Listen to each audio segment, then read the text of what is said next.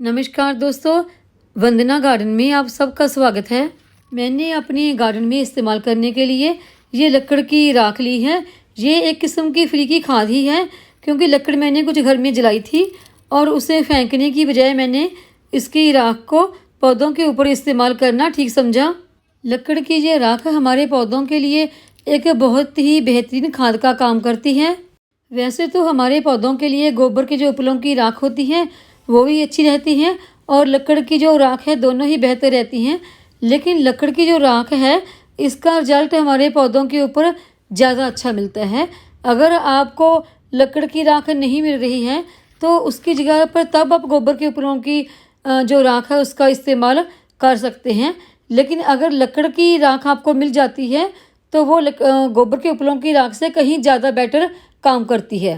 लकड़ की जो राख है ये हमारे पौधों के लिए खाद का काम तो करती ही है और साथ ही ये फंगीसाइड का भी काम करती है।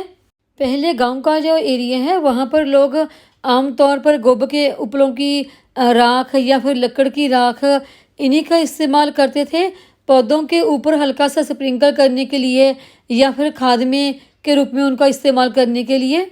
लकड़ की इस राख में बहुत सारे माइक्रोन्यूट्रिएंट पाए जाते हैं। इसमें मेटल, फास्फोरस 1%, कैल्शियम और potassium 3%, magnesium, copper, zinc, sulphur, boron आदि बहुत अलग अलग तरह के माइक्रोन्यूट्रिएंट पाए जाते हैं जो कि हमारे प्लांट्स के लिए बहुत ही ज़्यादा फायदेमंद होते हैं।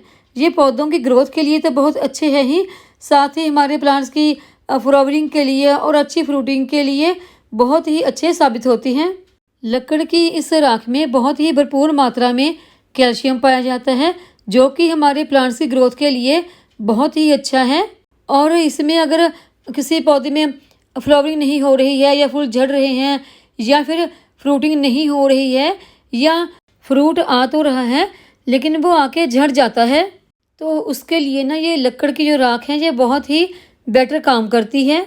आप अपने पौधों के ऊपर जो बनाना पील से खाद बनती है वो और जो चूना होता है, अगर आप उनका इस्तेमाल नहीं करना चाहते क्योंकि उनमें कैल्शियम काफ़ी ज़्यादा होता है और हमारे पौधों के लिए उनकी फ्रूटिंग के लिए और फ्लावरिंग के लिए कैल्शियम की बहुत ज़्यादा ज़रूरत होती है, तो उसकी जगह पर आप लकड़ की इस राख का इस्तेमाल कर सकते हैं। क्योंकि लकड़ की इस राख में जो बनाना पील में कैल्शियम होता है, जो चूने में होता है, उससे कहीं ज़्यादा मात्रा में कैल्शियम जो है वो लकड़ की इस राख में पाया जाता है, तो उसकी जगह पर आप इसका इस्तेमाल अपने पौधों पर कर सकते हैं।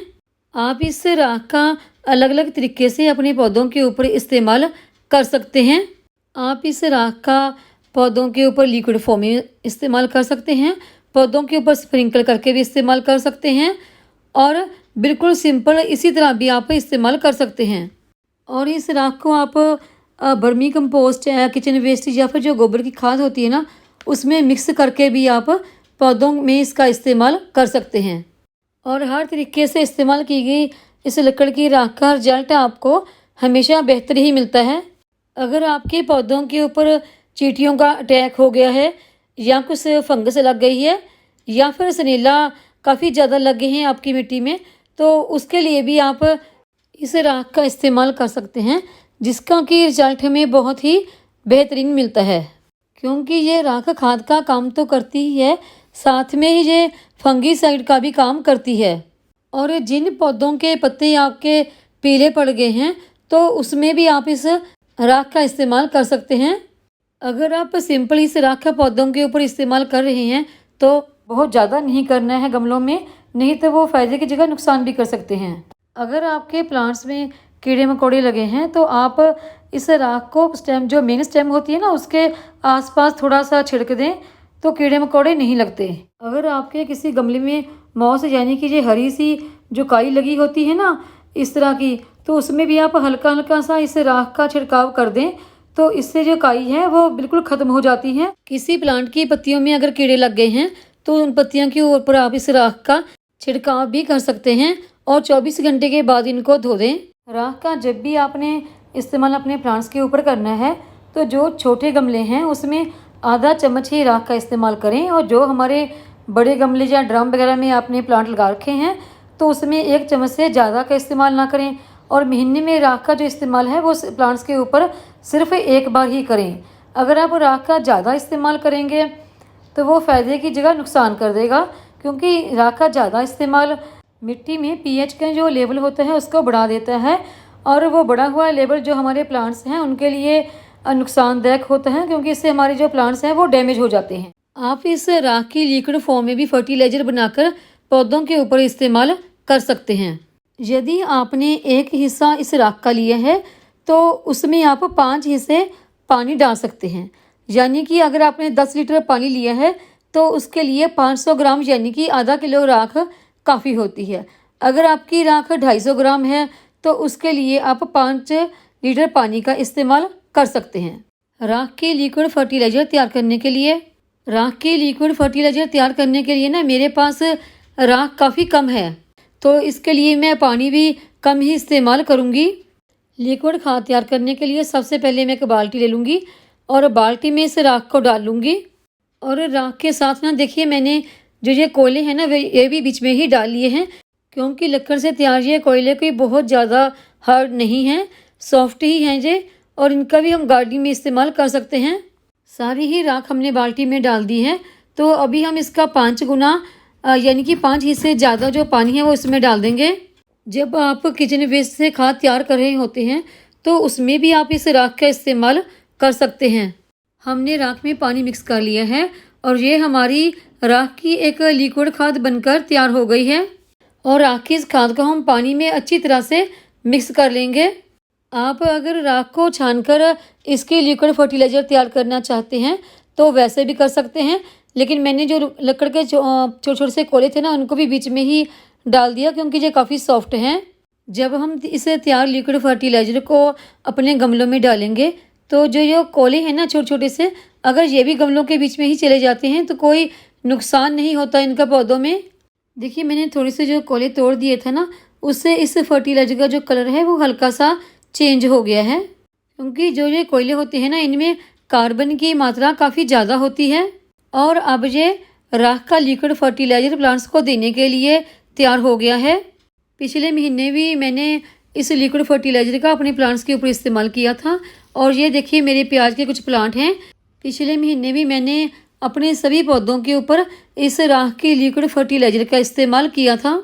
और ये कुछ मेरे हरी मिर्च के और टमाटर के प्लांट हैं, इनमें भी मैं इसी लिक्विड फर्टिलाइज़र का इस्तेमाल करूँगी। और ये देखिए मेरा गुड़हल का जो प्लांट है ना, पिछले महीने इसकी जो पत्तियाँ हैं वो काफ़ी ज़्यादा पीली पड़ गई थी, तो पिछले महीने मैंने इनके ऊपर इसी लिक्विड फर्टिलाइज़र का इस्तेमाल किया था, और अब इसकी पत्तियाँ काफ़ी बेटर हो गई हैं। आप इस लिक्विड फर्टिलाइज़र का इस्तेमाल जो आपके प्याज के प्लांट हैं, नींबू के प्लांट हैं, टमाटर है, हरी मिर्च है, या आपके फूल वाले प्लांट हैं, इन सभी के ऊपर आप इस लिक्विड फर्टिलाइज़र का इस्तेमाल कर सकते हैं। राख की इस खाद में फॉस्फेट की मात्रा बहुत ज़्यादा होती है, और इसमें पोटाशियम तो बहुत ही ज़्यादा मात्रा में पाया जाता है, और कैल्शियम तो भरपूर मात्रा में होता है। आप इसे टमाटर, गुड़हल, फूल सभी के प्लांट के ऊपर इस्तेमाल कर सकते हैं। अगर आप प्लांट्स ग्रो करने के लिए मिट्टी तैयार कर रहे हैं तो उसमें भी आप राख या फिर इसके जो कोयले हैं उनका इस्तेमाल कर सकते हैं, लेकिन इनका इस्तेमाल उस समय ज़्यादा ना करें।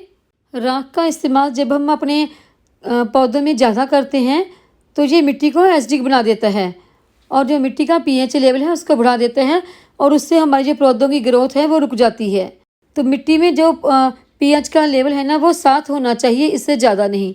अगर आपकी मिट्टी में पीएच का लेवल बढ़ जाता है तो वो हमारे पौधों के लिए ठीक नहीं होता, नुकसान करता है। और जब भी आपने इस राख का इस्तेमाल अपने पौधों पर करना हो तो ध्यान रखें कि जो छोटे गमले हैं उनमें आधा चम्मच और जो बड़े गमले हैं उनमें 1 चम्मच इस्तेमाल कर सकते हैं। और कुछ पौधे जो आपने बड़े ड्रम में लगा रखे हैं तो उनमें आप 1.5 से लेकर 2 चम्मच तक इस राख का इस्तेमाल कर सकते हैं। लकड़ की इस राख में calcium, potassium, magnesium, copper, zinc, sulphur, phosphorus भरपूर मात्रा में पाए जाते हैं, और बहुत सारे इसमें माइक्रो न्यूट्रिएंट भी पाए जाते हैं जो कि हमारे पौधों की ग्रोथ के लिए बहुत ही ज़्यादा फ़ायदेमंद होते हैं। लकड़ की ये राख एक खाद तो है ही, और साथ भी एक फंगिसाइड का भी काम करती है। राख के इस फर्टिलाइज़र का आप कम से कम महीने में एक बार अपने पौधों के ऊपर ज़रूर इस्तेमाल करें। अगर आपको लकड़ की राख नहीं मिलती है तो आप जो गोबर के उपले होते हैं उनकी राख का इस्तेमाल कर सकते हैं। अगर आपके पास लकड़ की राख है तो उसी का इस्तेमाल करें, क्योंकि ये लकड़ की राख गोबर की जो राख होती है ना उपलों की, उनसे ज़्यादा बेटर होती है। फ्री की इस खाद यानी कि लकड़ की राख का महीने में कम से कम एक बार तो ज़रूर अपने पौधों के ऊपर इस्तेमाल ज़रूर करें। इसके रिजल्ट हमें बहुत ही अच्छे मिलते हैं। वीडियो देखने के लिए धन्यवाद। वीडियो को लाइक करें, चैनल को सब्सक्राइब करें, शेयर करें, कमेंट करें और बेल आइकन को ज़रूर दबाएं ताकि मेरी आने वाली हर वीडियो का नोटिफिकेशन आपको मिलता रहे।